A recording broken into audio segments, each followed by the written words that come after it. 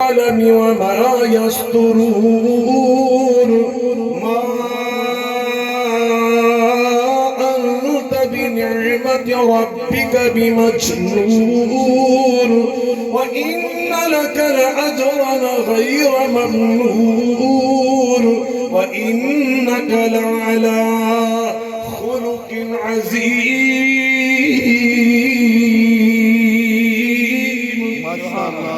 تو میں عرض کر رہا تھا موجودہ دور میں یہ بہت نعرہ بلند ہو چکا ہے. ہم پاکستان کو مدینہ کی ریاست کے مطابق انشاءاللہ بنائیں گے. تو آج ہم بتانا چاہتے ہیں آقا کی سیرت جس کی برکت سے مدینہ کی ریاست دنیا نے دیکھی وہ سیرت کیا تھی. میرے آقا نے مدینہ کی ریاست میں سب سے پہلا جو ہمیں سبق دیا قیامت تک کے لیے وہ سبق یہ تھا ان الحکم الا للہ. ان الحکم مل کے بولیں ذرا زور سے بولیں حکمرانی ایک حق سے میرے اللہ کا. یا داؤد انا جعلناک خلیفۃ فی الارض فاحکم بین الناس بالحق. حکمران اللہ کا خلیفہ اور نائب ہوتا ہے. وہ اللہ کے حکم کو، اللہ کے امر کو، اللہ کے دین کو، اللہ کی شریعت کو، اللہ کے قانون کو سے نافذ کرتا ہے. حکمران اللہ کے حکم کا پابند. حکمران مل کے بول لیں اس کے اندر عاجزی، اس کے اندر تواضع. ابھی نبی پاک کی تواضع بیان ہو رہی تھی. نبی پاک کی تواضع عاجزی. حکمران کا مطلب یہ نہیں ہوتا وہ متکبر، وہ سرکش. افسر بن جائے بندہ، کوئی بڑے منصب پہ پہنچے تو اس کے اندر دوسروں کو حقیر سمجھنے کا جذبہ پیدا ہو جائے. ہرگز ایسا نہیں ہے. سورہ لقمان میں حضرت لقمان اپنے بیٹے کو وصیتیں کرتے، اللہ کو اتنی پسند آئی اللہ نے وہ ساری وصیتیں اٹھا کر قرآن کا حصہ بنا کر نازل فرمایا. وہ اصول زندگی اصل میں ان میں ایک اصول زندگی یہ اپنے بیٹے سے فرما رہے بیٹا وَلَا تُصَعِرْ خَدَّكَ لِلنَّاسِ. جب کسی سے ملنا زندگی میں تو اس کو پوری توجہ کے ساتھ ملنا، پوری توجہ کے ساتھ. ایسا نہ ہو کہ تم اس کے ساتھ ہاتھ ملا رہے ہو اور چہرہ تمہارا دوسری طرف ہو. ایسا نہ ہو وہ بیچارہ تمہارے ساتھ بات کرنا چاہتا ہے اور تو اسے اس لیے توجہ نہیں دے رہا کہ تیرے پروٹوکول خلاف ہے. نہیں، جو بھی تمہارے پاس انسان آئے وَخْفِضْ جَنَاحَكَ لِلْمُؤْمِنِينَ. آپ نے اپنے کندھے نبی پاک سے اللہ فرما رہا ہے آئے شاہ عرب سے فرما رہا میرا اللہ میرے محبوب تو کائنات کا سردار بھی ہے، میرا محبوب بھی ہے، نبیوں کا ایمان بھی ہے، مگر اس کے باوجود میں آقدری اصل میں قیامت تک آنے والے حکمرانوں کو یہ پیغام دے رہا ہوں وَخْفِضْ جَنَاحَكَ لِلْمُؤْمِنِينَ. پبلک کے سامنے آ کے کندھے جھکے ہونے چاہیے. تمہارے کندھے مل کے بولیں زور سے بولیں. حکمران، انتظامیہ کے افسران، قومی اسمبلی کے ممبران، آپ کے کندھے جھکے ہونے چاہیے. سید القوم خادمہم.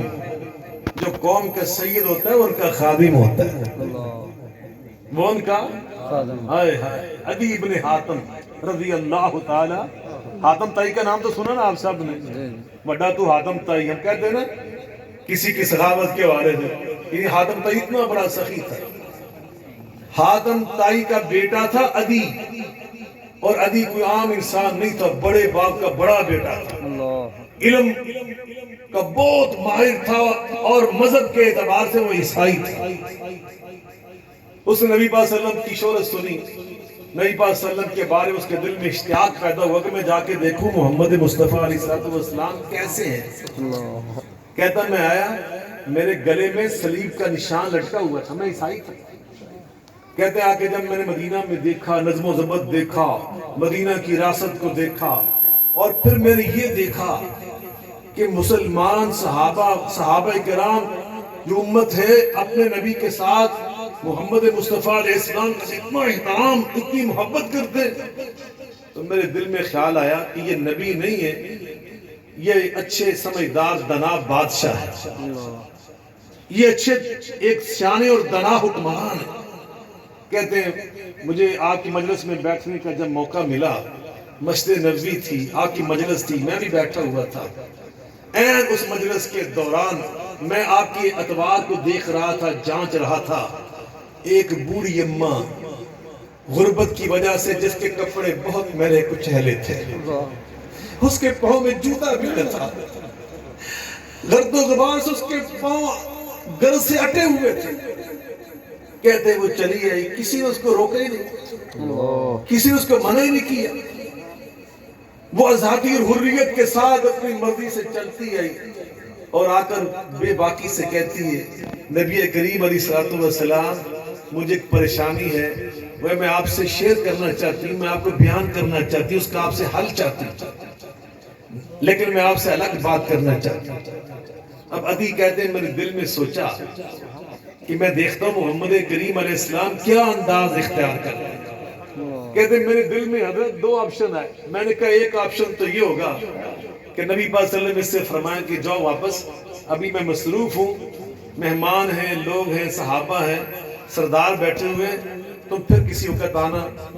ایک تو آپشن یہ تھا کہ ابھی آپ اس کو واپس بھیجیں۔ دوسرا یہ آیا کہ آپ تو ایک بڑی ہستی ہیں، والی مدینہ ہیں، حکمران ہیں، آپ ہم سے فرمائیں کہ جو ہمیں جلدی جلدی فارغ کر کے اٹھائیں گے تاکہ آپ اس کی بھی بات سن لیں۔ کہتے تیسرا آپشن میرے ذہن میں نہیں تھا، جو میں نے دیکھا آقا نے نہ اس کو لٹایا نہ ہمیں اٹھایا، بلکہ آپ خود اپنی نشست سے اٹھے اور ننگے قدم اس اماں کے ساتھ چلنے لگے۔ کہتے ہیں جو رفتار اس اماں کی تھی اس کا احترام کرتے ہوئے رسول اللہ نے اپنی وہی رفتار رکھی، وہ باتیں کرتی جا رہی تھی، رسول اللہ صلی اللہ علیہ وسلم کندھے جھکے ہوئے، آپ کا سر مبارک عاجزی سے جھکا ہوا، پوری توجہ کے ساتھ آپ اس کی باتیں سنتے جاتے، جہاں تک وہ چلتی گئی رسول اللہ صلی اللہ علیہ وسلم وہاں تک چلتے گئے، جہاں جا کر وہ اپنی مرضی سے رکی نبی پاک صلی اللہ علیہ وسلم وہاں پہ جا کے رکی۔ جب اس نے پوری تسلی و اطمینان سے اپنی پوری بات سنا لی اور جب خاموش ہوئی، تب نبی پاک صلی اللہ علیہ وسلم نے اس کو جواب میں کچھ فرمایا، دور سے میں سن نہ سکا۔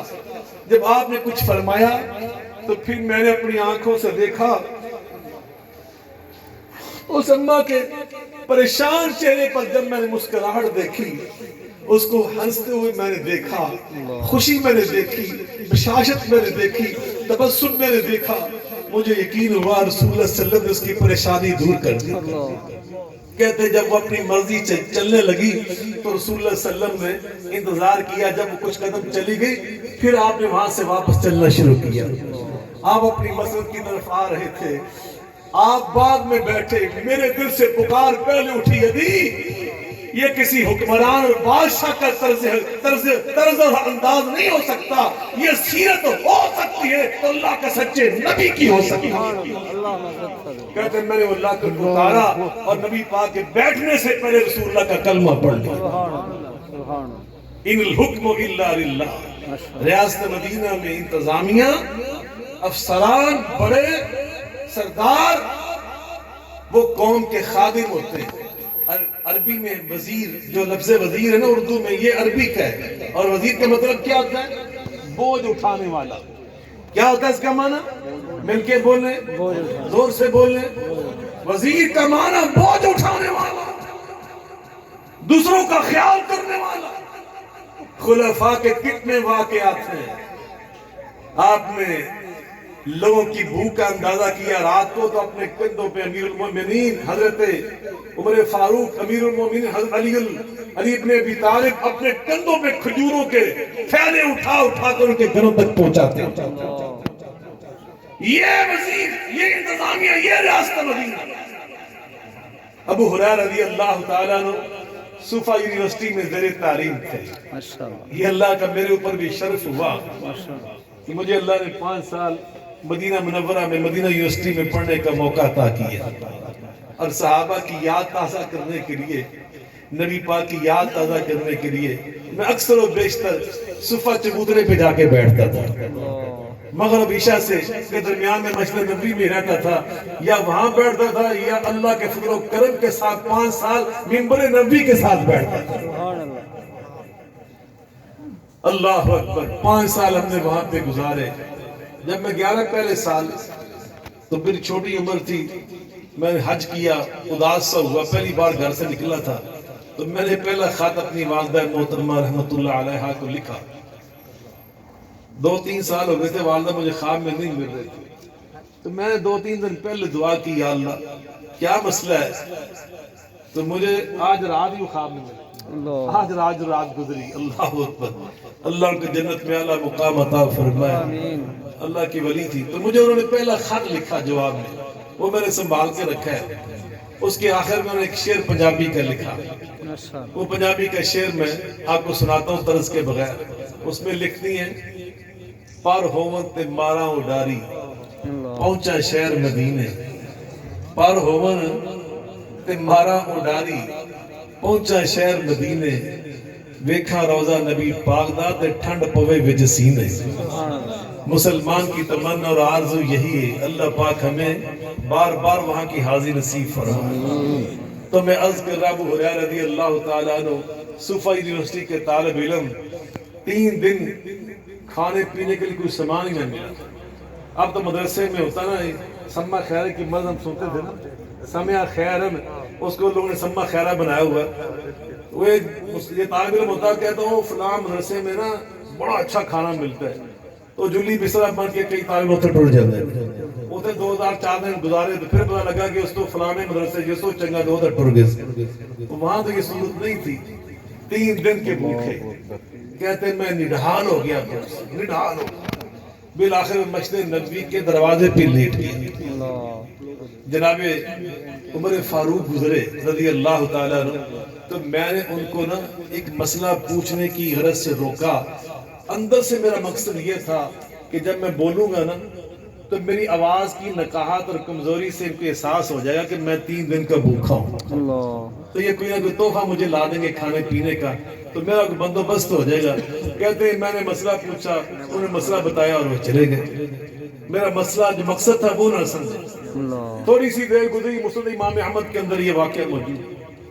کہتے جناب ابو صدیق رضی اللہ تعالیٰ تشریف لے، میں نے ان کو روکا، پھر میں نے ان سے وہی مسئلہ پوچھا، مقصد میرا وہی تھا۔ کہتے ابو صدیق بھی مجھے مسئلہ بتا کے چلے گئے۔ کہتے تھوڑی سی دیر گزری، خود نبی کریم رؤوف الرحیم صلی اللہ علیہ وسلم تشریف لے آئے۔ اب میں نے جرأت کر کے ہمت کر کے نبی پاک سے بھی وہی مسئلہ پوچھا، تو نبی پاک صلی اللہ علیہ وسلم نے مجھے مسئلے کا جواب نہیں دیا، مسکرائے، سمجھ گئے کہ ابو ہریرہ کیا چاہ رہا ہے۔ کہا کم یا باہر، وہ چھاڑا ابو ہریرہ مسئلے تو اٹھتا، میرا ہاتھ پکڑا اور مجھے گھر لے آواز دی اندر ہماری ماں کو کہ کوئی شے کھانے پینے کی، انہوں نے کہا کچھ بھی نہیں، دودھ کا البتہ ایک پیالہ فلان ساری صحابی کے گھر سے تحفے کا بھی آیا ہے، فرمایا وہی لے آؤ۔ ماں جی نے وہ بھیج دیا پیالہ ایک، فرماتے مجھے فرمانے لگے ابو ہریرہ مسجد میں واپس جاؤ، وہ جو 70 صحابہ ہیں میرے صفہ والے، تیرے رفقا اور ساتھیوں سب کو بلا لو، وہ سب 3 دن سے بھوکے۔